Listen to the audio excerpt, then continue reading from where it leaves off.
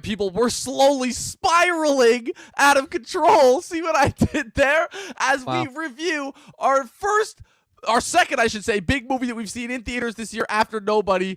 Man, I wish we had nicer things to say. I'm just going to let that sit where it is. We're reviewing Spiral from the Book of Saw, the latest movie from Saw director Darren Lynn Bousman, starring Chris Rock and Samuel L. Jackson. Oh, man, Chris, were you expecting this to be your next big theater-going event? I most certainly was not. I think this movie is going to stick with me for quite some time, and I'll leave it there. And not at all for the reason that you guys will think. All of that and more. Stay tuned. All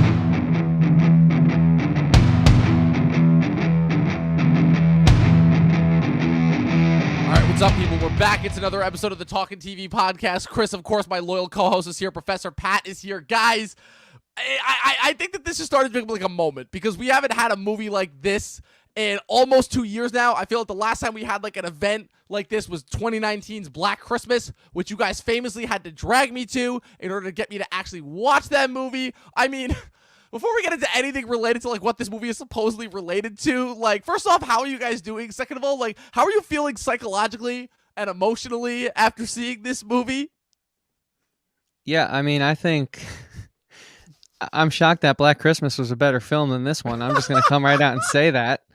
I mean, that is a bold statement. But yeah, this is sort of, I guess, I don't know. It's like maybe a mini tradition for our little friend group here where we, when there's a terrible horror movie in town, we call up Pat. We say, hey, Pat, we got a double whammy for you. Let's go not only see it together, but then podcast about it. Yes, absolutely. I mean, again, we sort of had this last year with Fantasy Island, but that was just me and Chris. Pat, we were unfortunately not graced with your presence that time. But like, how you feeling, buddy? I mean, I feel like this movie took a lot out of all of us, but you most of all.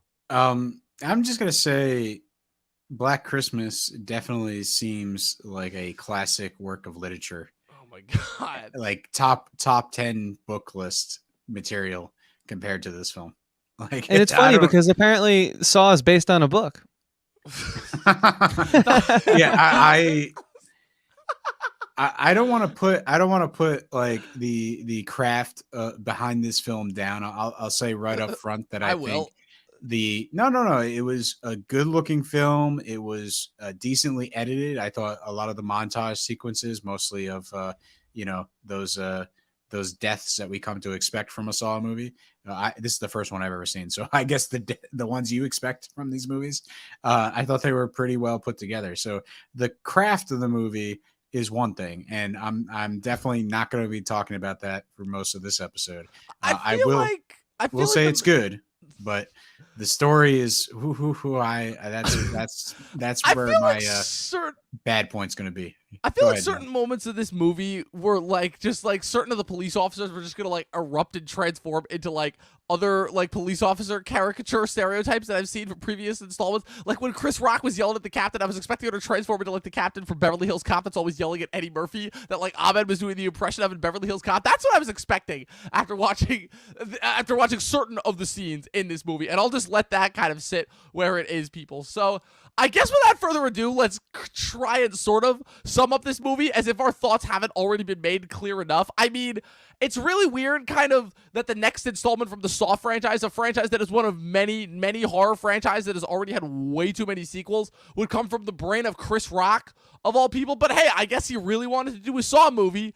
And I mean, the majority of the movie is a pretty typical police procedural. As far as everything goes, it's like, oh, we got to investigate this serial killing, starts off with a killing, then Chris Rock and his partner have to go in and investigate it, and then they're like, oh, man, this could be the Jigsaw killer back from the dead, except there's a bunch of spirals just drawn everywhere. And I feel like that's like just all that I can give away about this movie plot-wise without actually giving too much away, but I mean, look, I guess to put this in comparison, I saw another movie, Wrath of Man, earlier this week, and while that movie I think started off a little rough, at the very least it got good by the end. This movie started off questionable at best, and by the end I was just like, I was doing that thing where I normally shouldn't do, but where I'm just giving commentary throughout the movie, and I'm like, oh fuck, the minute I start to give commentary, the movie's lost me, just among many other things. I mean, Chris, just for starters, how annoyed were you by me talking like near the end, or was it like a saving grace from the actual quality of the movie?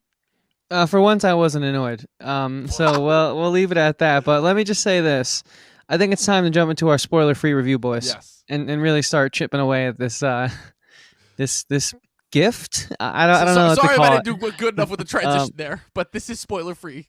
Yeah, no, you just gotta say the words like you mean them, you know? Like I'm sure they were written in the book that is based on this Oh movie, God. apparently. So I don't know. I mean, spoiler-free review, man, I don't want to take Pat's two-word review. So before I go any further, Pat, you kind of had a really, I'd say, Just dumping it profound all way on of Pat describing this one. I don't think it's that profound. It's for me, overall, I basically sum it down to 2 words, and that's it sucked. Like I don't know, like I kind of wanted to like it. I definitely got into some of the, Dom's gonna hate me for this, but I thought the acting was perfect for this type of movie. God. Okay. Because it's it's a campy horror movie where, like, if you see it in a theater with a crowd, like the movie Us, you're basically going to be talking through it. You're going to be laughing. You're going to have this experience with the crowd. Maybe we didn't really see it with that big of a crowd. It's like we're still socially distancing. There's not that many people in the theater. Really only those that have been vaccinated and really willing to go out there and, basically attempt theaters again are there. And so you're not getting that energy from, people because they're just quite frankly not there. So this might have been something that was a little more palatable with other people in the audience. Yeah. Yeah, I think, it's certainly great to have theaters back, and I forgot how much I missed it. And I think this movie would have been even worse had I watched it at home on Yeah. HBO Max or something. That's for sure.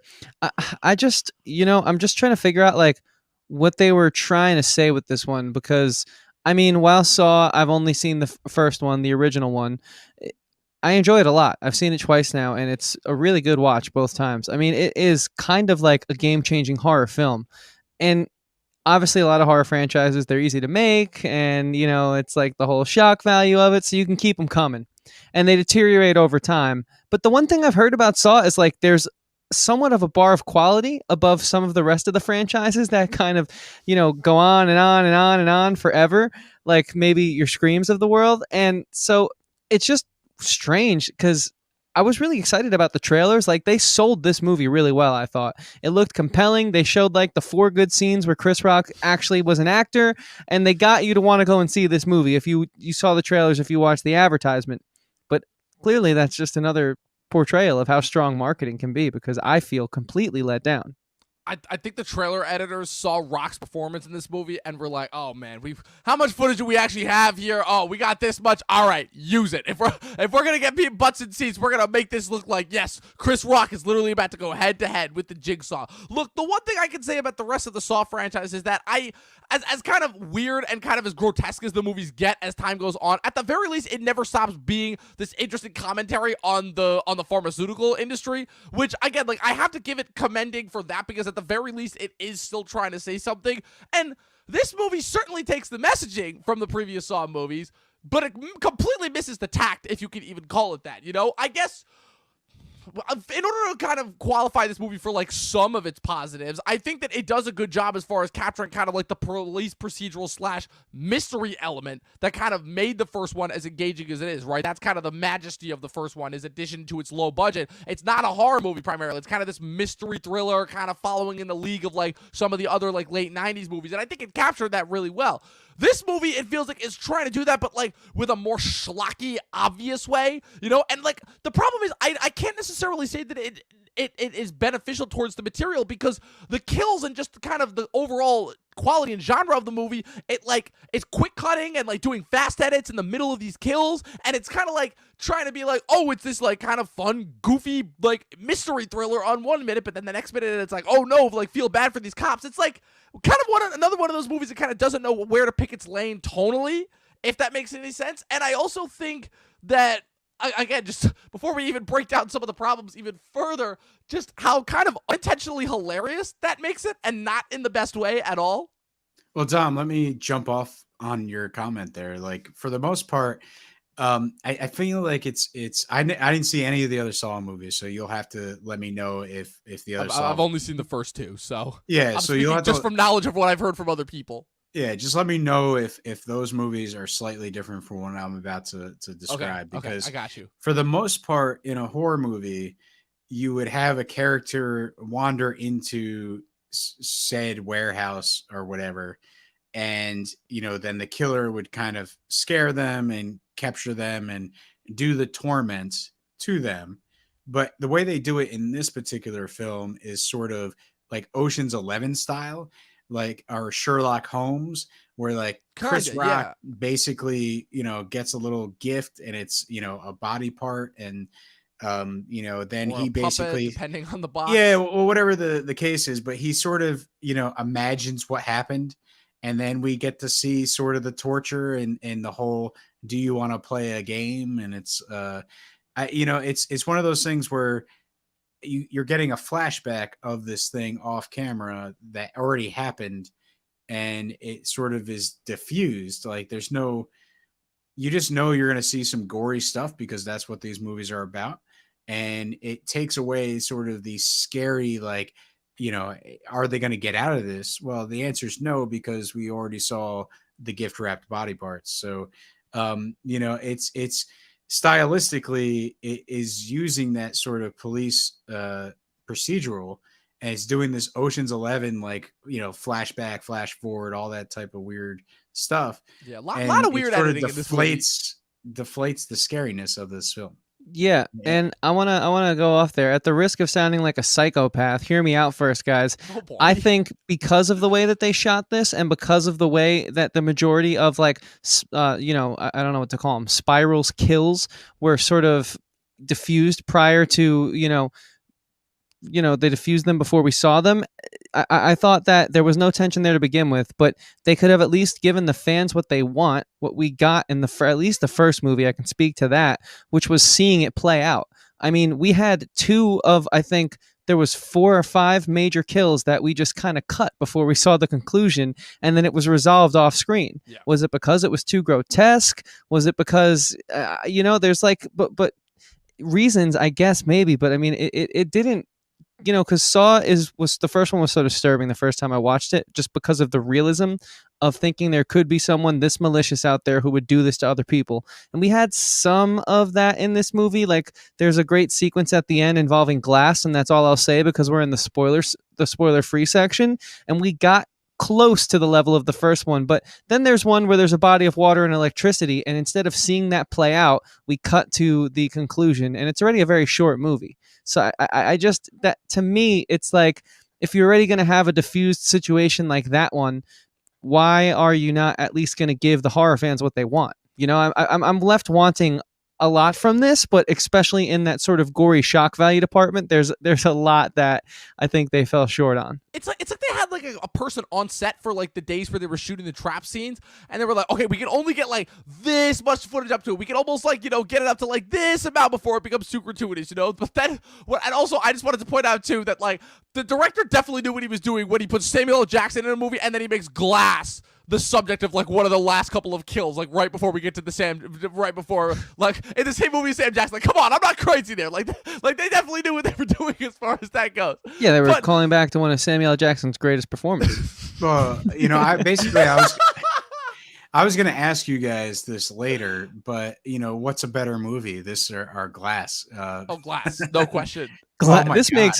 This makes Glass like an Academy Award nominee, dude. And the funniest thing is that I'll definitely give this more props for entertainment. Like, it's definitely more engaging and gets me like through the scenes quicker and like has me more engaged than Glass. But like Glass at the very least is attempting to do something. I have no idea what this is attempting to do. And that kind of brings me back to my last point that I want to do before we dive heavily into spoilers, which is that like, look, as dumb as the traps are, as far as that goes, like, we know they've kind of become the centerpiece of this movie. Like, they're just the fodder, right, in order to get us to like the final mastermind, right, the final boss. Obviously, the Chris Rock is ultimately going to have to overcome, right? That's part of the gimmick of these movies, right? It's a series of traps, and then there's always the twist twist at the end. And I guess it just would have been better if the twist at the end didn't like make like the most like megalomaniacal like James Bond-esque mustache twirling like Austin Powers villain. Like literally some of the traps were like, this is too ridiculous. Even Jigsaw would have looked at this and been like, this is excessive.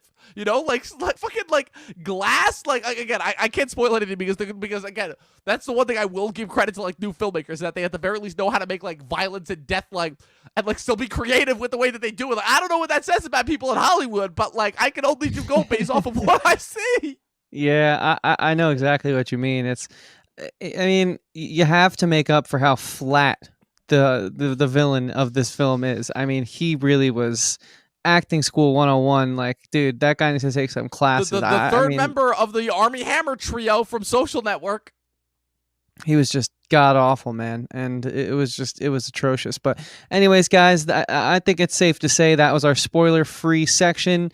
Let us know what you thought. If you have any thoughts, if you think we left something out, if you agree, if you disagree, you guys know where to do that. Write down in the comments below. Of course, be sure to subscribe. Give this video a like. Hit that bell so you turn on the notifications and you never miss when we post other great content like our next piece on Saw. So, Dom, what are we talking about next, man? How does this relate to the rest of the Saw franchise? And like that's the name of the topic, but it's also honestly a legitimate question that I have. Like it kind of works as far as a double entendre with like double meaning. I don't know if I even got my word phrasing right, but like I legitimately have no idea what this has to do with like the rest of the Saw franchise. Like I get it. The Saw franchise is like kind of rebooted itself a lot of weird ways, and it kind of works as far as the whole anthological aspect where it's a different set of characters for each movie. So that kind of makes it easy if like Jigsaw is the only thing tying together. But also obviously well-known people, people who are well-versed in the franchise, I should say, know that Jigsaw, the actual character of John Kramer, dies in 3. I think he comes back as like a ghost or like he's being kept alive by like some of his disciples or whatever. But like, also, seriously, I'm no joke. Like the way that this movie plays out, it's like Jigsaw is literally only the inspiration, and like that's it. Like if it had been a situation like physically, there's like kind of no way that this ties to Saw, and like you would think that would be a strength going towards this movie, but again, I don't know how, but like somehow the movie manages to make it like to its fault. Like I don't know, am I crazy here? As far as like, I'm legitimately confused as to how this connects to the rest of the Saw franchise. I'm just going to bring back some classic like 80s horror movies. Like let's see, Friday the 13th Part 5, the final chapter or the new chapter. The final chapter. That's right. I think is it the final chapter? I believe 5 is the final chapter. Yeah, I forget the names, but basically... No. 4 is the final chapter. 5 is a new beginning. I just remembered. Yeah, exactly. That's it. That's I've never... 4, I remember, because 4 is the only Friday the 13th movie I've actually watched. It's been a while since I've dipped into the Friday the 13th marathons when Friday the 13th comes around. How do people do that without their brains melting out their ears? It's just the same thing over and over again. I don't get it. They're fantastically bad. But the main thing is... The new chapter is Jason's kind of like going around, he's doing his killing, and then it turns out that it's just a copycat. It's someone that has some angry issues going on, and he decided to use Jason's mask as a way of murdering people. And it was quite possibly one of the worst movies in the franchise. I think, this is probably Saw's worst movie in the franchise. Like, we have to face it. It has nothing to do with the previous killer. It's kind of doing its own thing. I almost feel like get rid of the Saw moments. Right. Make it you don't even need this as a Saw movie. No, just it could have been any serial killer that you're tracking down. I've seen plenty of movies with Al Pacino has done one of these like recently. Like, I think Bruce Willis was in a movie recently that is sort of like very similar to this. It's very formulaic. It's, it's well done. I personally think it was well done for, I watched these, give me those 5 out of 10 star crappy action films about a police detective searching for the serial killer. I watched those. This is perfectly that. Where it goes wrong is everything that has to do with Saw, because first of all, I just don't want to watch sadistic killing scenes. It's just not interested in it. And like we said earlier, basically you're deflating the horror. It's like, I'm not scared because I already know this person dies. So what am I watching? I'm just watching skin be peeled off. I'm watching fingers be pulled off. I'm watching, glass go into people. It's like, why would I want to watch this? It just doesn't make any sense to me. Yeah, it kind of felt like an excuse to sort of go back to the days of the early internet, And I'm really glad I was young when that was going on, because that was, thank God this was just Hollywood, because I did have some of those moments that made me think, okay, thank God this is just a movie, but then it stops, or then the writing comes in, or the acting comes in, and something comes in to just dilute or diffuse the situation. And so there were those moments where I was in my seat and I was like, oh God, they're like about to peel this guy's fingers off. Cut. Okay, now Chris Rock's in his dad's apartment. Where's his dad? It's like, no, okay, that's not how you do this. Chris, I just don't get the direction. Chris, I just realized what my confusion is with this movie. And you know why? Because it's the same confusion that we had when we saw Joker, famously, our 5th ever episode for this podcast, because this movie kind of did the exact same thing that Joker did, where it's just somebody else trying to get their indie idea made, and they attached it to a big franchise, a big IP, recognizable IP, that really has nothing to do with that IP, because at the end of the day, Joker had nothing to do with the Batman or DC IP, and this has nothing to do with the Saw IP. It's literally just using the IP in order to get its kind of like shitty, schlocky, like indie movie that never would have been made across. And in some senses, I give those guys credit because they're kind of geniuses as far as working the system. The problem is that it's us, the people, who have to suffer by watching their shitty product under the guise of another installment. Dom, you're totally right, Dom. I'm gonna. I just came to this revelation, and I'm like, I gotta chime in off what Dom said, because I think he's totally right. How did I just realize that? I don't know. I think Dom's totally right. Let me chime in real quick. I'm gonna hear. I'll hear you out, Christian, and then I'll get my point. Just because I want to further bolster that argument, and then give you a giant mountain to climb. Joker for 2 years, for 2 years now. 2 years I've been trying to figure out this fucking movie, and now this movie of all movies is finally the one that makes me realize. I'm like, oh, that's the problem here. So I mean, I do think I was kind of thinking to myself, I was like, this is the town talking. It's like, hey, Chris Rock, I know someone. I am finally at the point where I'm gonna make what I want to make, and so I'm gonna do it. And I probably know the director. I probably know this guy. We can probably get this done. I got Samuel L. Jackson on speed dial. It seems like that was the impetus behind this, sort of like, I'm just going to make a movie because I want to make a movie. And I respect that. I think it's certainly, so like, it's tough because I don't want to be too mean on this one, because I do think it was made for the right reasons. Like, I do feel there's a genuine nature behind it. I just think the execution is terrible. And the last thing I'll say before we turn it over to Pat, it's like, I think, the only reason I'll disagree with you, Dom, is Joker at least felt like a movie. You know what? You're right. You're right. I'll give you that. I never felt like this movie started. Seriously, I never felt like this movie started. The tone was never established for me. That's never happened on any other film we've covered on this podcast. Even in Fantasy Island, the tone was established. True. Whatever that was. Whatever the hell that tone was. Yeah. No, so, that's a Pat, good I'm point, sorry. honestly. I just wanted to get that out. I just wanted to address the Joker thing. I think the movie was pretty good, the Joker, and my biggest issue with it is that I understood the ending, but I don't think they actually did anything to earn that ending. And so therefore that I agree with you on. So therefore the movie is sort of fatally flawed because it didn't move me to the place it needed to fully accept the actual final moment of that film. And so therefore I felt like I invested, whatever it was, 2 hours of time into a pretty well done movie, and it just fell flat. It didn't quite do it for me. And that's where I feel the problem with the Joker is. Otherwise, it was actually pretty decent. I thought it was an enjoyable movie to go see. With this movie, I agree with Christian. Like, it really never felt like it was a story being told that I cared about. I really thought about the issues of the story throughout the whole entire thing. One, Sam Jackson is Chris Rock's father, and they're going to have. No, that's not what I'm having trouble with. I was about to say, I had to hear me listen to out, that for a Tom. second. I'm like, what? Hear me out before you jump to conclusions. Hear me out. So the two of them, right? Sam Jackson's the ex-police chief. He, resigned or whatever the case may be. Kind of And never explained what happened. yeah, it's never explained. Chris Rock basically is still on the force. He's landing this spiral case and he's going to try to figure it out. Sam Jackson, breaks into his apartment and they have some of the best dialogue ever between the two of them. The two of them are really riffed well against each other.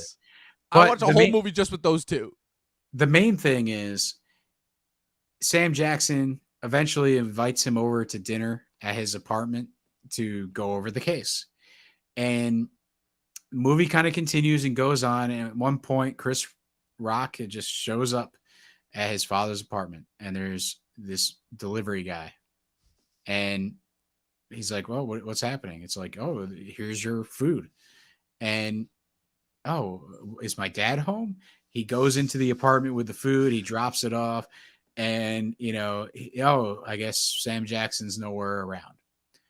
Well, explain to me in this whole context of this film, and this is the spoiler, because basically we learn at the end, Sam Jackson got a text message from Chris Rock's phone. And, meet me at this soap factory. And so Sam Jackson went. Why? He left and tried to meet his son at the soap factory. But explain to me who just placed an order on Grubhub, gets a message, meet me at the soap factory, and doesn't cancel the order, doesn't wait for the order, doesn't what? This is why I love also- Pat on, and it- because Pat is the only person that would actually take fault with minor grievances like this. But in this instance, I'm so with it because you're 100% right. But Who explain goes to that me. much effort? And also, Who what goes kind of? to that much effort? But Dom, what restaurant takes I gotta know. 2 hours to deliver food? I Because gotta know. How does Chris Rock get from the police station home? It doesn't make any sense to me. That's Well, literally Pat, the iceberg. What as if he far as what if things he go. timed the delivery? He was like, "Hey, I'm Oh, ordering it good at point. 6 because I'm gonna be busy getting ready because my son's coming over and I'm on a tight schedule." Meanwhile, I mean, I'm I also don't gonna know. go I'm just investigate this I get it, completely- Pat. Okay, this so I'm completely sorry. ambiguous text. So the movie really lost my attention, and that's the stuff I'm thinking about. Another you're thing, right. That's safe to say. another thing that bothered me with the movie is all the murders, and I'm just going to go with the first one. Really, That all was, of them. Yeah, all of them. So the first one we saw, the guy, and it's in the weird flashback format. So the guy wakes up in a bath water, right, and it's running. Oh wait, we're not including the And- first one. Oh wait, that's right, because you guys missed the one that opened the movie. Yeah, we were a But- couple but minutes. long story What short, theater guys, starts exactly at the time the movie's long Well, story short, don't slated worry, for? I mean, I'm not worried about it, Tom. Let me just you finish don't this want to hear up. about while it's in how my a guy mind. got his tongue ripped out. No, you can tell me in a second because I need to get this out because Okay. it's just I'm gonna Okay, I forget can see. otherwise. It's weighing on you. So the guy has these metal things on all his fingers, and he's in this bath, and it's let's play a game, and he has a choice. Allegedly, he just killed an innocent person in a basic routine stop, and he has a choice. He can survive if he basically bites down on this piece of metal, causing all his fingers to be ripped off. But he has to do it before the bathtub fills up, because if the bathtub fills up, he'll be electrocuted. And all I'm thinking is you're giving me a choice between completely maiming myself and ripping off all my fingers, which I'll probably, if I'm in that situation, you're probably going to bleed out anyway. And if you don't, then you're going to have to survive the rest of your life with no hands. You're on a police medical, disability. So you're going to not really have any money to get healthcare or, assistance.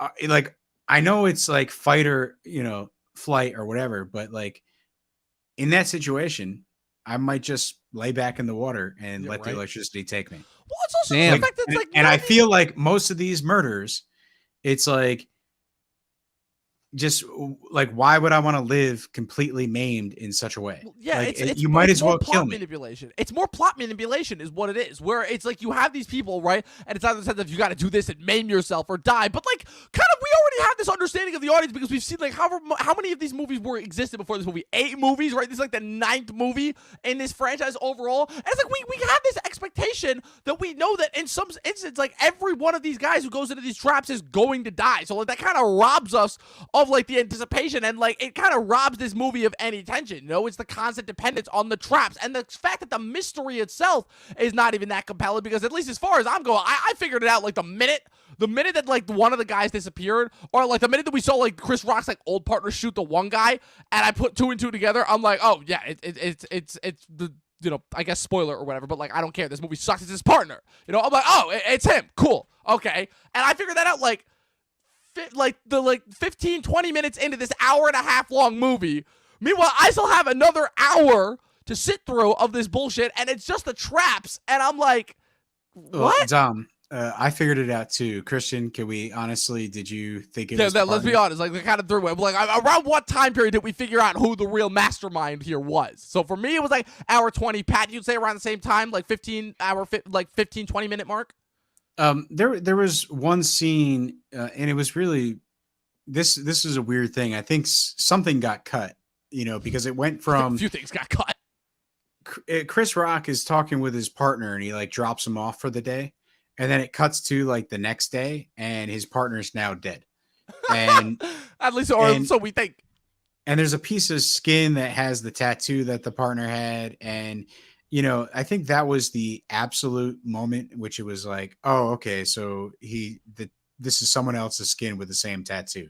Yep. You know, like that was the confirmation that it was the partner, because I was already thinking it was the partner. Like when the partner at some point early on is like, hey, Chris Rock, can I get your cell phone? Yeah. I'm like, just because in all these movies, oh, he's probably the killer. They all have the same formula where it's always like the guy who you least expect, right? It's always that guy. And like, again, at one point when they did that, sure, that was a cool twist and reveal. But now that they've done that for like 80 movies in a row have done that now. It's like, yeah, we all know it, you know, like make it somebody obvious as far as that goes. I think make it Jigsaw. I wouldn't care if it was a zombified Jigsaw. That would have been cooler. So Dom, like a lot of movie making is following the formula that works, but adding a twist to it, you know, adding something unique that people haven't seen before. And, you know, it's like we're going along for the ride that we're familiar with because it's comfortable, but we get to see these other cool scenes or sequences that, you know, it's a new way of doing something. And, you know, for example, I think the coolest thing I've seen recently is in the TV show, The Nevers. One of the episodes, they have this cool battle on top of a river. It's an awesome fight sequence. If you haven't seen it, check it out. I think it's episode 3. But afterwards, they had like a 5-minute featurette about how they filmed it. And I could have sat there for 2 hours just watching a featurette of how they did this sequence, because it's something that, you know, we've seen fight sequences before, but this is something that was interesting and unique, and something that I actually wanted to dive deep into the behind the scenes. I'm not sure what's in the Spiral movie that makes me want to understand more about how it was made. Like, you know, I think I would like to know how Chris Rock amped himself up for some of his scenes. I just want to see how Chris Rock was on set. That's all I want to see. Like, I think Chris Rock dedicated a lot of energy into this role, and it was sort of like, you know, it's to admit it's the only way I can describe it is it's overacting. But so we'll save that. We'll table that for a later segment. I just kind of want to get my thoughts in here before we move to the next segment. Okay, yeah, go ahead, Christian. I love the conversation you guys just had. I didn't care enough to play that game of let me try and I was so checked out. See, I was sitting there thinking about a little bit just so you could like get a little bit engaged, you know? No, I couldn't. I really wanted them to. I was very excited about this one. I watched a bunch of people's trailer reactions. Like, horror might be one of my favorite like genres in the film realm, and I was really looking forward to getting a horror film in theaters for the first time in a long time. Especially because the last new horror film I saw was Saint Maud, which was not as much of a Oof. train wreck. I actually think on my ride here, I figured out that Spiral right now is the worst movie I've seen this year, which is Yeah. so sad Yeah, me to too. give St. Maud any points.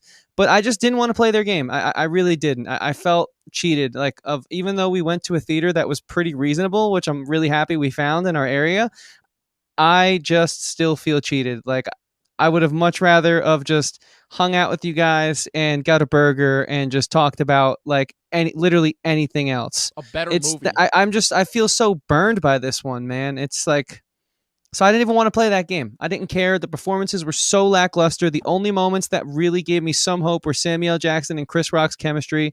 You only get that twice, and that's it. I mean, it's the cutting room floor, man, must be littered with a good movie. It has to be. At least I hope it is.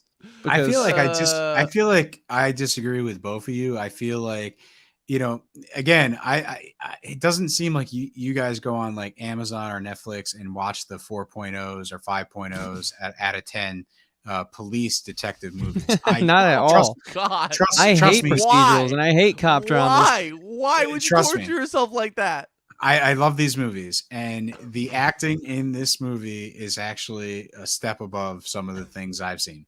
So All right. When you go out of your way to watch bad movies, of course it's going to. But like when it's the once in a little while, you know, you got to take these movies for what they can get, you know. So we'll talk about the acting like in the next segment overall. But people, just let them know your thoughts. Like if you thought this connected to like the previous Saw movies at all, be sure to leave them in the comment section below. Be sure to click the subscribe button and the like button on this video and follow us on our socials at Talkin TV Podcast, Facebook and Instagram. So Chris, I mean, you share a name obviously with the centerpiece of this movie, you know, Chris Rock, obviously. And look, I'll admit Chris Rock is top 3 stand-up comedians for me of all time. His segment, his hour-long stand-up special from 2004, which is Never Scared, if I believe, is probably to me my favorite stand-up special of all time. That shit had me laughing hard for like through several years of high school. And look, I mean, Rock has definitely had an interesting film career, to say the least. Obviously, from his humble beginnings as what's it called? I already forgot his character's name, from New Jack City. But he's incredible in that movie. He's a staple of my childhood as the voice of the zebra in the Madagascar movies, Marty. And I didn't watch his semi-autobiographical movie that came out a couple years ago, Top 5. But man, if this is like his like kind of, if between this and Fargo season 4 as like his breakthrough into like the serious acting game, man, is he missing. He is missing a couple beats as far as that goes in order to like kind of sell himself as a serious actor. Like, I don't know what he's doing in this movie. I really don't. He's like trying to like do some riffs for like his comedy album. One minute he's doing bug-eyed and all serious. The next, then when he's trying to like, he's one of those actors too that like when he's trying to be like, you know, sell like how like serious he is in a moment, he just yells a lot and it doesn't work at all. Like he takes overacting to like a whole new level in this movie. And it really sucks because Pat, I believe you when you say that this movie comes from like a place of passion, and I truly believe that Chris Rock like really did want to make this just based on like what the subject matter as far as like what the messaging of this movie is. But man, the chops that he has for being on stage with comedy just are not the same that he brings to like, you know, to his movie roles, you know, like guys, kind of talk to me about this, how it works. Well, you gotta set the as far as that stage. The goes. question is, everyone out there, can Chris Rock act? That's what Don Yes. was getting to. Can I he think act I in think movies? it's, you know, I think it's very situational when it comes to Chris Rock's acting at this point, based off of what I've seen and what I've heard. I think there is a talented human being in there, obviously in the form of a stand-up comedian. I think his personality is great too, but I also think his personality is so large that it's really difficult to not see him for the person. And I had an issue with that in this movie. Personally, I had a hard time because did he have a name? He probably did, but every time they referenced him, I just heard Detective someone was calling Chris Banks. Rock. Yeah, Detective. Okay, so like, you know, it's like that's a forgettable name, and I get it. It's like, you know, he's supposed to make the name something, but I don't think he did, and I think it's his acting ability paired with his persona, and it was very difficult to believe he was this detective because of that. And same with, I mean, you know, I think Samuel L. Jackson was so great in this movie, but he wasn't our lead, and so I feel like actors, it's a very give and take performative art style, and he was kind of riffing with Chris Rock. And it both just felt like I was watching, because, you know, Samuel L. Jackson's doing a lot of commercials lately where he actually plays himself.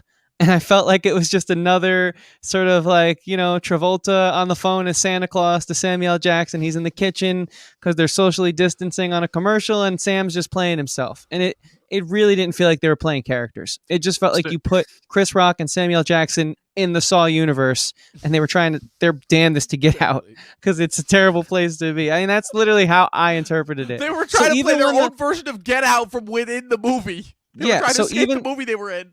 Yeah, so even when the moments were great because it was those two together and their chemistry was awesome, it was for the wrong reasons, at least to me. Yeah. Pat, what do you think about that, man? Well, I kind of like your comment about Sam Jackson playing himself in commercials. Like at the very end of this movie could have been the SWAT team comes in and sees Sam Jackson in a very compromising position. He could have just said, "What's in your wallet?" and then cut to credits. That would have been a better ending for this movie. But anyway, it's all jokes aside on this one, I disagree with you. I think the acting is fine for this type of movie. I think over the top is what you need to go for in this circumstance. And I think Sam Jackson went over the top. I think Chris Rock went over the top. I think everybody went over the top. And I think they were consistent in that deciding that this was how intense they were going to portray these characters. Now, what I think is really at the core of the problem is not necessarily an acting problem, because this is a campy movie. And overacting is there's a lot of leeway for that.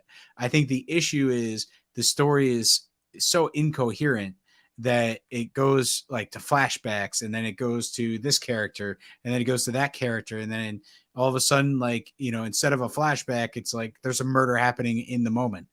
So stylistically, in terms of how the story unfolds, it's so scatterbrained that, I think a consistent performance is not something that we see. We sort of just see these nuggets of overacting here and there. But the intensity they all bring to the role, I think, is valid. I think it fits this sort of campy tone of a movie.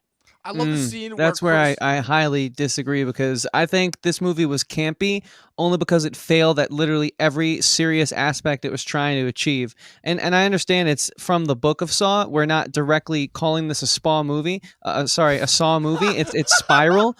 So it's a spin-off, but the problem is, we didn't establish a new tone, and so the easy tone to sort of fall into with the horror film when the overacting's there and it's terrible is the campy nature that has lent itself so kindly over the years to this genre. However, I don't think this is one that's going to be looked back on at all positively, because I think the only reason it falls into that category is just because of how miserably it failed. And I think if I was ever to teach someone a lesson on film, this would be the movie to pull up. If I was an acting professor and be like, watch this movie, write an essay on what not to do. If you were given this role, how would you make it better? And the easy answer would be to just literally not take the part. This is terrible. Oh man, or just not overact. Look, the one thing I'll say as far as overacting is look, I'm a fan of overacting in movies. Someone like Al Pacino just specifically has given two of my favorite overacting performances of all time in both Heat and The Devil's Advocate. Chris, I highly recommend you watch those both as far as fantastic overacting. But I did love two particular scenes in this movie. One, the opening scene where Chris Rock is just having the yelling contest back and forth with the female police sergeant, and they're just yelling back and forth with the most generic shitty cop dialogue. It's you're going too solo. It's yeah, well, that's because I can't trust anyone. And I'm wow, it's almost I felt like there were a couple scenes where Chris Rock was just reading the script with cue cards behind him, and then there was another scene where when the same female police sergeant gets captured and is put on the table with the hot wax pouring onto her face, and Chris Rock is yelling the one off with that other one police sergeant who's the only other police sergeant who's not a shithead, and they're yelling back and forth about oh, she's in a trap, oh, how do you know, oh, we haven't seen her, she went down to the basement, and it's I'm guys, take a minute to breathe first off as far as that goes. And I just have to say Again, I love overacting in movies. Like, if anything, we haven't gotten enough overacting in movies recently, you know. So the kind of the part of the kind of the thing that got me through this movie was the fact that like every person that came on is like, okay, at the very least, you know, this person is given 110%. They know exactly the type of stereotype that they're playing, and they're embodying it to the nth degree. So like, I guess as far as where I'm at, I'm kind of like at this weird like standstill in between you guys, where it's like it's not enough to save the movie, but it's also weirdly enough one of the things that got me through it, if that makes any sense.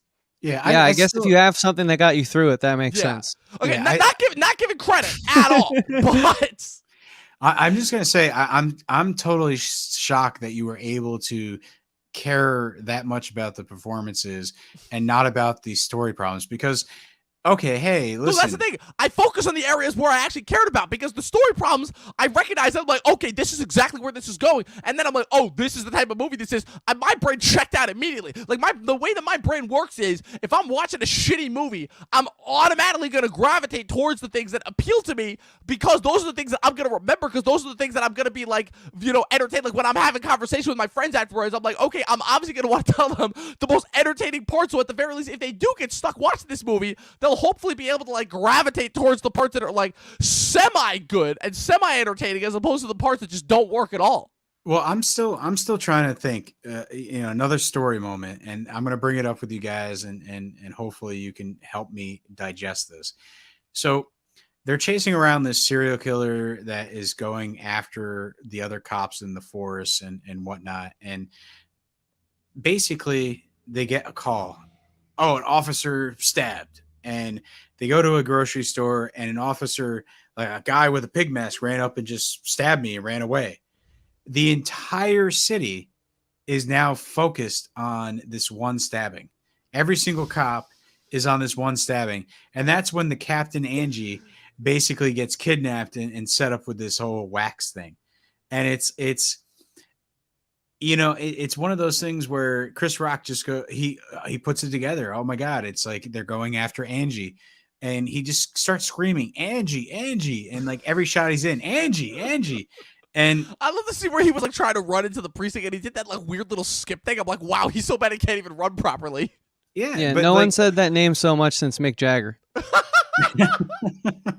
But I'm just still trying to understand this plot point of like the whole city's on alert for this one stabbing because it might be the spiral killer. But like the whole sequence made no sense. It's like he's going off on a tangent. No one's listening to him. And it's like, you have the lead detective go into the station and he's like, where's our captain? And people are arguing with him. It's like, just tell her or tell him, you know, it's like, oh, she went to the basement.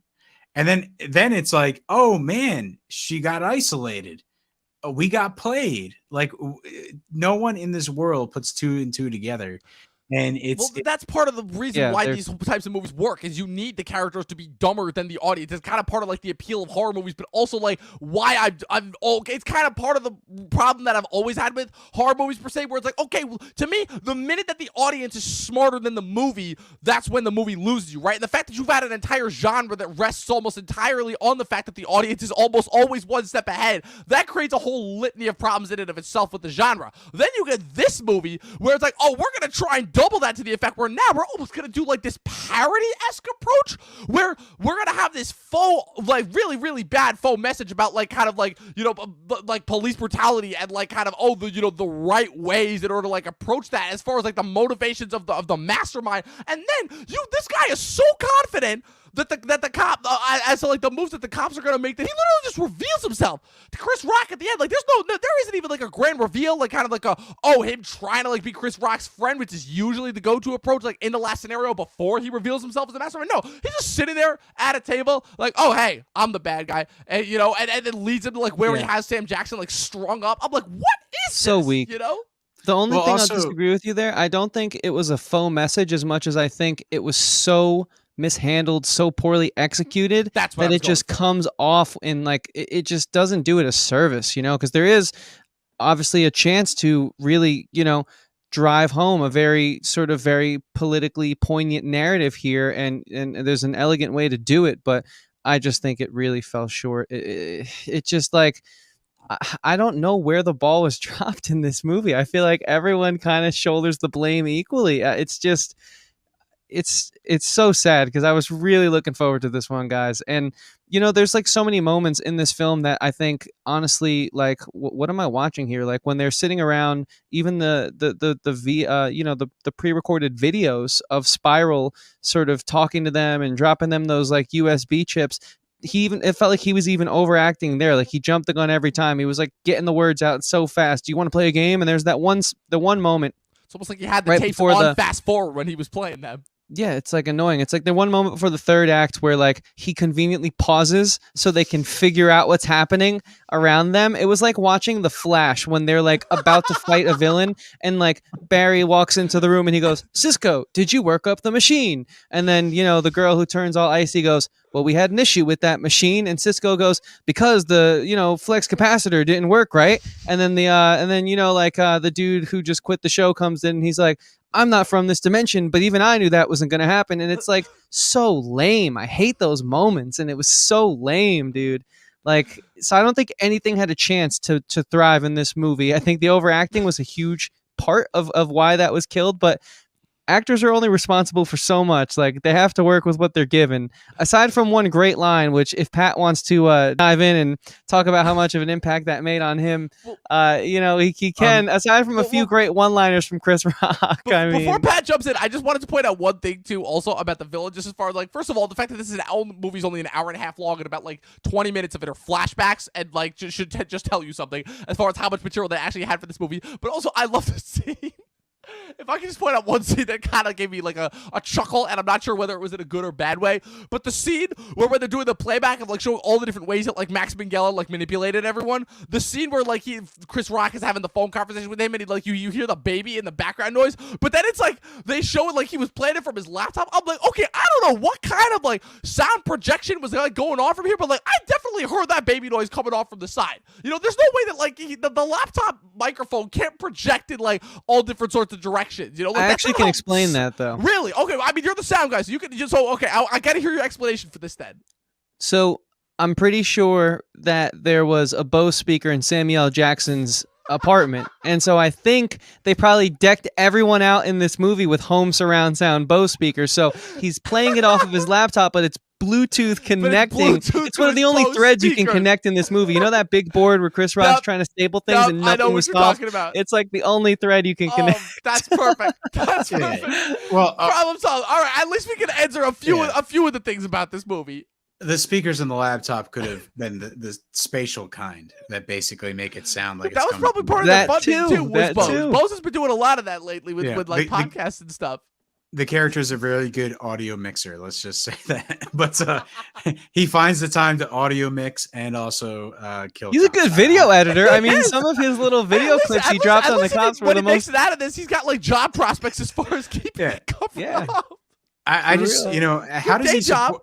How does he support himself? Like he's too busy. Well, I mean, he's a cop first and foremost. I mean, I don't know what kind of cop salaries they are, but like they made it seem like Sam Jackson was still like paying Chris Rock's rent, even though like Chris Rock should be able to like afford. I don't know. Again, like what Chris was saying before, the editing floor, the cutting floor, as far as that goes, is probably like filled like up to here with like excess footage that they had to cut. I don't know. The main thing is there's a lot of things I want to address, but the bad guy.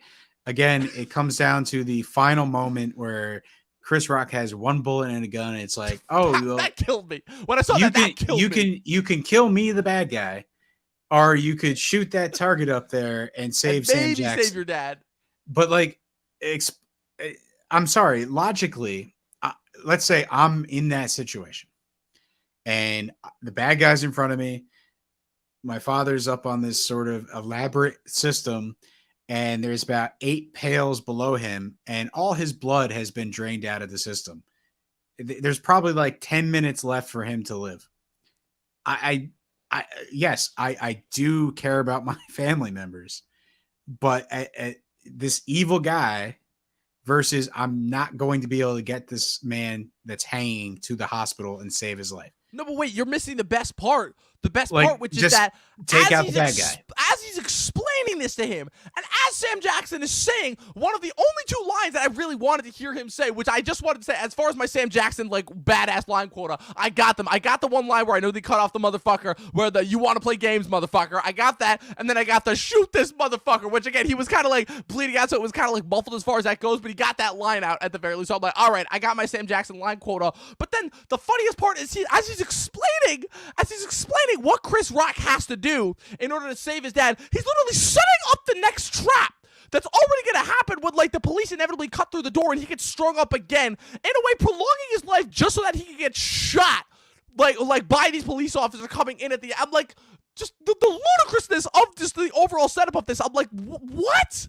Like, Chris, it's so funny because we literally just watched a movie last night where I had to explain how it broke my brain, but, like, that ending right there, I'm just like, aside from the just blatant mishandling of it, I'm like, where is the logic here? When he literally, like, there's characters not being able to figure out, like, the obvious way in order to get out of these scenarios, and then there's this, you know? Yeah, and if you want to talk about further lapses of logic before we, I guess, move to our final topic here, while that scene was taking place where Sam Jackson's sitting up there, his blood's being drained, his son is taking a year and a day to make this choice. First of all, his father probably lost You gotta wait for the so villain much to get more done blood. with his evil villain monologue first. Yeah, I guess he's very polite as a cop. And then so he, like, fights him in, like, this elevator, and then he gets out of the elevator and they wave at the villain as the SWAT team busts in, and he just, like, floats down, and everyone, like, is seeing in full SWAT gear watching this guy fall down in, like, the slowest old school elevator of all time, and he's just like, "See you guys, part 2." And it's like, what the hell? At the Like, very that was least, a I terrible can, like, location if that's what you wanted. His smooth escape. Nothing was smooth about that. You're watching the guy go down. At the very least, and again, I'm not trying to make up for this movie's faults at all, but at the very least, I kind of understood that, where, again, he was trying to use the context, obviously, built up behind the purported corruption in this department in order to frame Sam Jackson and Chris Rock as, like, both one halves of, like, the spiral duo, kind of clearing him of suspicion. So at the very least, that made sense. But then once the elevator doors come down and Chris Rock is, like, screaming at him when they're trying to do the obvious homage to the first one, I'm just like, what? Like, you're just gonna let this guy go? Like, all of your attention is focused here. Like, just again, the latency here. I'm like, what is happening? You know? Well, this goes back to the sort of the message of the film, right? Because, you know, Sam Jackson is stringed like a puppet, and basically the bad guy has set the final trap of Sam Jackson. Now his arms are being raised, and suddenly a gun pops up, and the SWAT team comes in, and it's the idea that police officers see a black man with a gun, and so they just open fire, and they're going to ask questions later. And that's sort of the final moment of the film that we're left on. But in the context of Saw, a SWAT team going into this situation that sees a man strapped to this weird puppeteer thing, like, is that their first reaction, is just they see a gun-like object, or they see a man that's being tortured to death? Like, to me, it undercuts the message that, you know, they're trying to have in this film. And I understand the message, you know, I can see the whole idea of police brutality, and, you know, someone that's doing vigilante justice and using the whole Saw backstory to sort of punish these corrupt cops, and how maybe if someone is a vigilante, this will sort of change the system, and maybe that's a corrupt thought from the bad guy.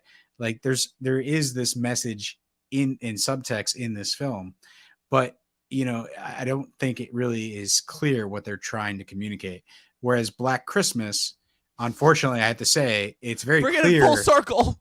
It's very clear on the message they're trying to say, which is they took a very specific, misogynistic horror movie in the past. It's just basically young women, prancing around in their underwear type of movie. And they flipped Black Christmas when they remade it to be sort of a little bit of a empowerment movie, where the women sort of, take control, and they take down the male bad guys, and they, I guess the one woman survives. We're bringing back Jason Statham and Jet Li, the one. Yeah, but like the main thing is that message actually came across and made sense. I remember saying like, it's a kind of trashy horror movie, but it actually had a good message and it was clear. Whereas this, Spiral is just a trashy movie and the message is muddled. And Yep. I could see the message, I can understand the message, I could see what they were going for. I just don't think it was, as clear as it could have been, or at least as it didn't pay off as expected. Yep, I couldn't agree more with that. So, with that being said, guys, what did you think about our conversation about the overacting, Chris Rock's performance, the message sort of being muddled by the many flaws of this film? Let us know your thoughts in the comments below. Be sure to subscribe to our channel, hit the like button on this video, turn on that bell for notifications, and of course, find us on all social medias at the Talkin TV podcast. So, our last topic. Let's get into it, guys. Yes. I want to know, how does this impact future horror reboots? And I'll even add a second point to that. Do you think that the performance of this movie, since they clearly left it open ended, do you think it's going to impact, if we see Don't even the say it. follow up to this? Because Don't I even don't say see it. it being received well. I'm already hoping this movie flops at like whatever sort of like is the equivalent of the box office today, as far as both in theaters and then obviously once it obviously hits streaming. I could maybe see this like being like a weird like kind of streaming like cult hit when it hits streaming, but like I don't see this being a tremendous success. I mean, again, they did a really, really good job with the marketing, and like horror movies are like the last kind of vestiges of like old school cinema that can survive outside of like superhero and other spectacle filled movies. But just no. Just the thought of seeing more of the movie from this franchise. When like again, the Saw franchise was not exactly like the most highest sought after franchise, but like they'd always had its like cultish fans like that, and it had people come out. And I'm like, I just don't see this like kind of having that kind of like raw appeal with this many Saw fans. I think it's, if anything, it's gonna be more so a matter of just people are finally happy to go out and see a movie in theaters again. But as far as like the kind of the overall quality of this impacting like whether or not it's gonna get sequels, just please God, I hope this is. I never ever root for a movie to fail, but this is the one instance where I'm like, yeah, if they were ever to like kind of just let this one kind of die, die a quick death, then I'd be more than happy for it. If anything, it kind of makes me more scared because like this is not going to be the last one of these like kind of weird like kind of pseudo follow-up reboots to like previous horror franchises that we've gotten. Kind of the franchise resets. We're obviously getting the next Halloween movie later this year. We're getting the new Candyman later this year. So, I mean, definitely for me, if this is kind of the startup of that, it does not bode well for the rest of these movies. That's all I can say. Yeah, I think it's one of those situations where, you said that you used the word raw when describing the first movie. And I think that obviously it's a very raw film. And I think that's why it's the first Saw is not appealing to mass audiences.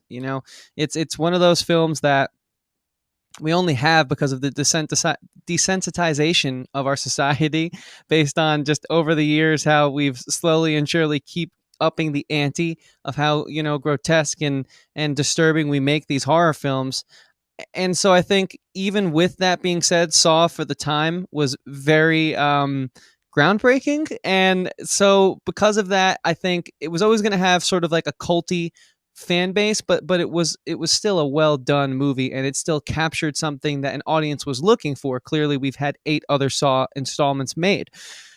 I think that this one, its only lifeblood here is clinging to the name of a franchise, which, while I think its rawness is its strongest point and also its greatest weakness, because it being so raw and so real and gritty. And Pat, this is why I would love to get your thoughts on the first Saw movie, should you ever watch it, because I think while the word raw bodes really strongly and negatively for it, at least it allows people to gravitate towards it. At least it gives an audience a chance to find this movie because it was executed so well. Whereas this one, again, like I said, it really feels like someone was not like a fan film, but playing dress up and just like trying out if they want to like, make a horror film and what would it be like, and if we had to like sort of just do this on the fly, like let's pretend, and it didn't feel real is what I'm trying to say. It didn't feel like a Saw film. It didn't feel really like anything of value. And so that's why I think, boding well for the future of the Saw franchise. I hope that this movie is kind of adopted as a distant cousin, if anything, because they didn't, thank God, use the actual Saw title in this. And for Saw fans' sake, right? And I think in regards to like future reboots, I'm not worried. I think each individual franchise deserves its own sort of like fresh-minded approach, because I'm not going to go into the new Candyman reboot thinking like, oh, well, the new Saw reboot was terrible, unless a lot of the same names were attached. Now, that's a different conversation. I don't know that offhand, but I think, horror fans are, they're going to get their reboots, man. I mean, they kind of get every fourth movie in a reboot anyways, and then Rob Zombie comes along, right? If you're talking about this movie I have sitting right here and we reboot it in a different way, it's like horror fans are no stranger to the reboot. I think it's just they don't necessarily always call it a reboot, and they pretend there was a book the killer originally had, and so they go off that, But Pat, what's your take on everything Dom and I are saying That's here? fantastic. I just wanted to say that was hilarious. Christian, the fact that you bring up Rob Zombie is the reason why I think they'll Chris Rock sequel in the Saw universe will happen, because they did something different with the series, and hey, let's give them another shot. Obviously the numbers have to pan out for them to do that, but I think they'll be good enough, and basically they'll get another shot, and I think they'll hopefully take it in a slightly different direction, and maybe bring back some of the elements they had that were successful here, and then try some new stuff that will hopefully make the next one better. Now, for the most part, I don't watch these types of movies. Like I think back, like Hostel was one of the first ones that sort of did this like sadistic sort of murdering torture type stuff, and I just got turned off to the whole like direction that horror movies were taking, where it's just hey, we're just going to try to gross you out with sick props and disgusting scenes. It's just not for me. When you said Spiral, I literally thought this was going to be a live action movie about a purple dragon. And when I found out Sam Jackson and Chris Rock were in that, I was like, oh my God, this is going to be the best video game movie ever. And then I found out it was a Saw movie. But like, that's Spyro, which by the way, they remade 2 years ago, and I heard it was pretty good. But so, again, I didn't watch any of the other Saw movies because it's not my genre to watch sadistic, basically torture, style movies. I just don't think there's any real value to them. So, I'm not the target audience in this regard. And, going into this movie, it just really, it never did anything for me because there was no story. And so in terms of a reboot, like there's nothing I can say about it. I'll have to watch the first one if I ever care to, and I doubt I will, but don't let this one taint that. Yeah, that's a good film. Don't let it taint this one. The first one is still legitimately great. I came around on it. But I have no interest in watching people saw their limbs off. It's like there's just no. You're letting this one get in the way of that. The first one's so much. You, it's not even just that. It's the fact of kind of what the franchise came to, because the franchise ended up doing what every horror franchise does. Is it obviously gets away from what made the first one great and just becomes about like the shtick, which in this case is the traps. But the first movie is actually a legitimately like engaging mystery as far as how it's engaged. Like, it's really impressive what James Wan and Leigh Whannell pulled off with the relatively like small micro budget of what that first movie went for.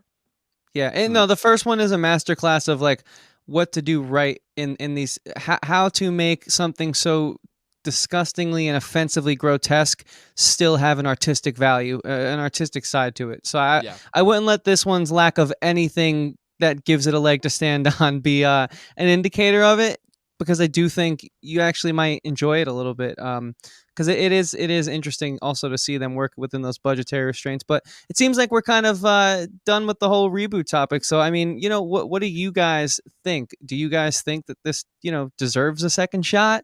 How do you think this is going to bode for, like Dom said, Candyman and some of the other horror reboots we have coming down the pipeline this year? Let us know your thoughts in the comments below. Of course, be sure to subscribe, leave a comment, give this video a thumbs up, hit that bell for notifications, and subscribe to us, which I already said, because I want to say thank you for subscribing. That's what I was trying to get out, but it's late and I'm getting tired. Thank you guys for watching our content. We really appreciate it. So star ratings, fellas, before Yeah, we let's get out get of this here. over with. I'll go first. This movie sucked. I don't want to talk about it any more than I already have. Pat summed it up perfectly before. I love Chris Rock, but man, was he the wrong choice just for everything involved with this movie. This movie had every chance to me to actually be engaging and compelling, and it went for the schlock, sticky route. And the problem is, it couldn't even make its mystery compelling enough in order to get me through all the way to the end. It had to rely on some really bad tropes and cliches. I hate this movie so much. It's my least favorite movie of the year. The fact that I've seen this many bad movies already this far into 2021 is not a good sign. This movie earns the lowest rating I've given a movie so far. This officially wins the Capone Award from last year as to what the fuck happened here. 1.5 out of 5 stars from me for Spiral from the Book of Saw. Also, where's the fucking book? I know you were trying to make that joke before, Chris, but like seriously, there's no book here. Like, what does it even mean? Maybe it was an ebook. I don't know. Either way, we missed out on that one. Hold on. I think the killer probably studied the case files on the original Saw, and that's the only reading material I can think of that exists. It's the only one that makes sense. So I think it must be sort of like, I guess you mentioned disciples in some of the other movies. So he's the new disciple. He's taking from that book. Maybe it's a religious connection of some weird kind. Maybe. I have no idea. Yeah, I don't care to find out. Everything else going on in this movie. This movie is the worst movie I've seen this year. I thought Saint Maud was already the biggest heartbreak, being such a terrible film from A24, but apparently, never say never is what I learned from this movie, and I never thought I would give this low of a score. This is crazy, but I'm gonna say this movie is a 0.5. It was that terrible. I hated my time with this movie. So with that being said, Pat, it was fun hanging out with you guys, of course, but I hated my time with this every one of these movies are always so much fun. But Pat, man, where are you leaving us here? What DEF CON level, I suppose? we're not going there. Come on. Come on. Because you don't want nuclear warfare on your hands. I get it. If ever there was a time to bring back the DEF CON rating. Legitimately, if you want to watch, Sam Jackson and Chris Rock do something interesting, sure, watch this movie, give it a try. I guess. But if you want to watch a movie that's 0 out of 5 stars, watch this movie. Wow. Wow. 0. You couldn't even give it 1 star. No. You couldn't even give it the 1 star. It's insane. Oh, man. I just can't recommend it. It's not one of those, like, it's not my genre, first of all, and it never will be. And I just, the story is so convoluted, and the message is just slightly off point for sure. Only slightly. Yeah, it's like, I understand what they're going for, and it's sort of a modern, thing to message to get out there, but it's just like, what are you actually saying? I don't know. So, and that's the biggest part of my frustration, I think, is the way that they step on their own toes in a situation where they could have made such a, I thought, great statement, but whatever. That's how we think about it. That's how we feel about this movie. And I don't know. So watch it, to think about it, but I just don't expect anything. Just given the amount of thought you can actually get out of this movie, I don't think that we can even say that with a straight face overall. Because well, anyways, this was still a fun time. So I'm glad we did this podcast. I had a blast. This is the most fun that I've had recording a podcast in a while, because we haven't had one of these chances to actually go out, see a bad movie in theaters, and roast it for a little bit. I'm probably gonna read. It was a nice return to form. I will say I'll probably look out for some reviews and read it and try to get some differing opinions, because it's one of those things where you go in, I wasn't really that entertained, but maybe someone can make a valid point and I can see their argument, and I'll spend some time tracking that down, but I'm not going to make a career out of it, so to speak. It's like read a couple articles and just see what other people are gleaming from this. But this is one of those movies where it's like, man, I cannot wait, and this doesn't happen that often, specifically with the movies that I gravitate towards, but this is one of those movies that I think, Chris, you can relate to this, where it's like, oh man, I can't wait to talk to my coworkers about how bad this movie was. Yeah. And the last thing I'll say is, Totally. is to answer the question that you brought up of how this will impact other things like Candyman and stuff like that. It's like I don't think this is like a drop in the bucket. Like people will watch it.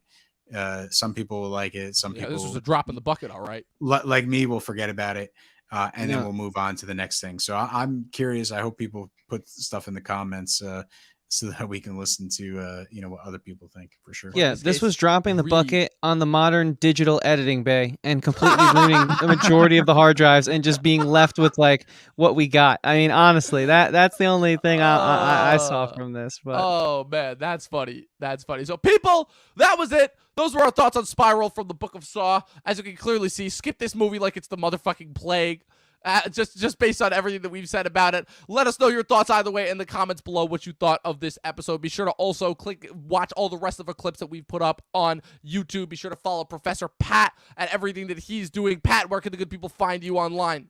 Yeah, I'm still just threatening to post something on Instagram. So at Patrick W. Huber, and yeah, hey, I'll post something at some point, and hopefully you're holding your followers hostage there, man. Yeah, right. Yeah, hey, What it's a strategy, right? If I get enough subscribers, I'll post something for sure. Fair enough, dude. I hope you do, man, for all of our sake. Chris, Yeah, I'm doing the find opposite you? strategy most people do. So, Chris, where can the good people find you? Yeah, you guys can find me not watching this movie ever again at Christian Evanko on all the social medias. Evanko spelled Evanko. I make music that is much better than this movie, and you can find that through the link in my bio. I have a second podcast that's so much better than this movie, and you can find that through the link in my bio as well. In all seriousness, guys, check it out, see it. What else is really in theaters? But anyways, yeah, Tom, where can they? Can I reiterate one last point? Is like they did put some hard work into this. Like it definitely. Oh wait, Pat, you never got to talk about the line.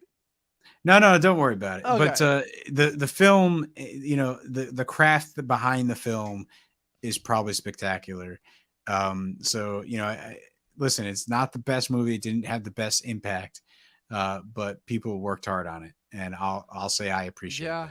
I mean, Anyway, I do too. I just wanted I something say that fun. the only reason why I don't necessarily is I'm like, look, this is what these people get paid to do, So I'm not gonna give credit where it's like, oh, at least they got paid to work on it. Great, they got paid to work on a piece of shit. So not to denigrate their efforts at all, but like if I say that about everything, it's like. But Dom, where can they continue talking to you about this? On your social media? They can reach out directly to me through Facebook and Instagram at Movie Nerd Reviews, where I just made a sarcastic post about how I still don't believe that James Cameron is going to release 4 Avatar sequels in the next 8 years or so. But they can follow my Facebook and Instagram for all of that information. They can follow us right here on the Talkin TV channel on Facebook and Instagram at Talkin TV Podcast in order to keep up with everything that we have going on. And people, from all of us spiraling slowly out of control, as we should surely have 12 seasons in a short film, and watch more fucking movies. We'll see you guys later.